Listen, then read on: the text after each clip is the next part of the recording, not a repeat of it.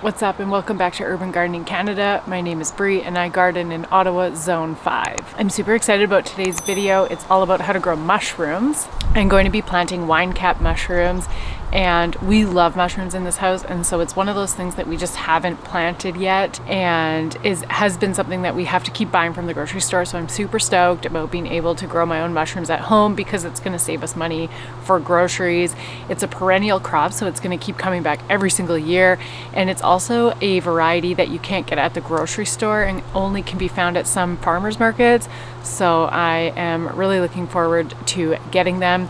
This is going to be a two-part episode because I'm going to show you how to plant these wine cap mushrooms in this video, and then I will do an updated video when they start coming out in a couple months from now. If after watching this video you decide that you want to grow some mushrooms too, I have a discount code for 5% off. I was gifted these mushrooms from Grow Mushrooms Canada, and they gave me a discount code that I'm going to link here, and that's for 5% off mushrooms on their website, and that can go on top of any other promotion that they're running, so you'll definitely want to take advantage of that. So for these mushrooms, you can use wood chips or you can use straw.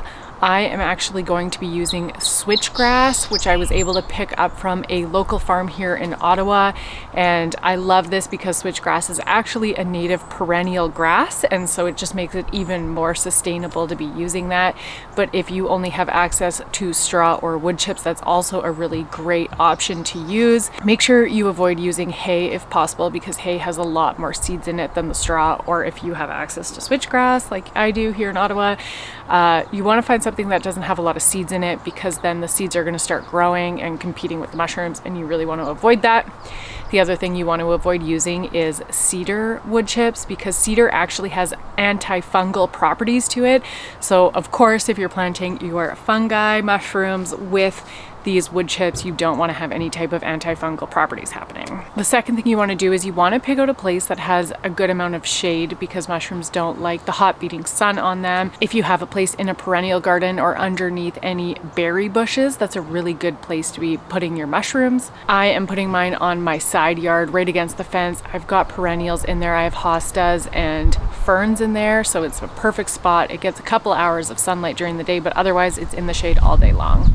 So the best time to plant mushrooms is in the early spring. They can actually be planted before your last frost, so you can get them nice and early in the springtime, and that way you'll be guaranteed to get mushrooms sometime during the summertime.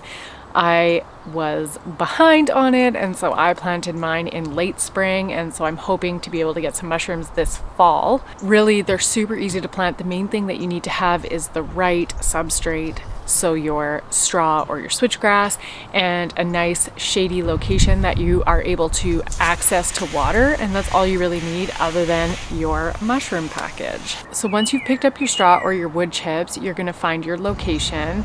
And then the very first step is you want to make sure that you're weeding that garden, so that way your mushrooms don't have to compete with any weeds. Then you can lay down whatever material you're using. I'm just going to use some gloves because the hay is pretty sharp, and I'm going to use my trusty Hori Hori knife that I did a review on if you're interested in watching that.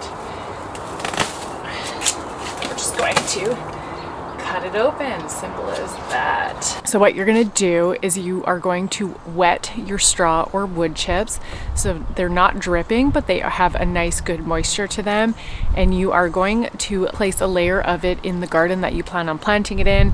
The deeper the better. There's more for them to be able to eat. Anywhere from 5 to 15 centimeters as your base layer is a really good amount of depth. And then you're going to be planting using the lasagna method. So you're going to crush up your mushroom spawn and you're going to spread it out across the garden. One bag of the wine cap mushrooms is able to do 1 square meter of area. And so the thicker that you group it together, the faster that the mushrooms can colonize the area and grow. Or if you do want to spread it out thinner to widen the space, you can do that, but it is going to take longer for you to get your mushrooms to fruit.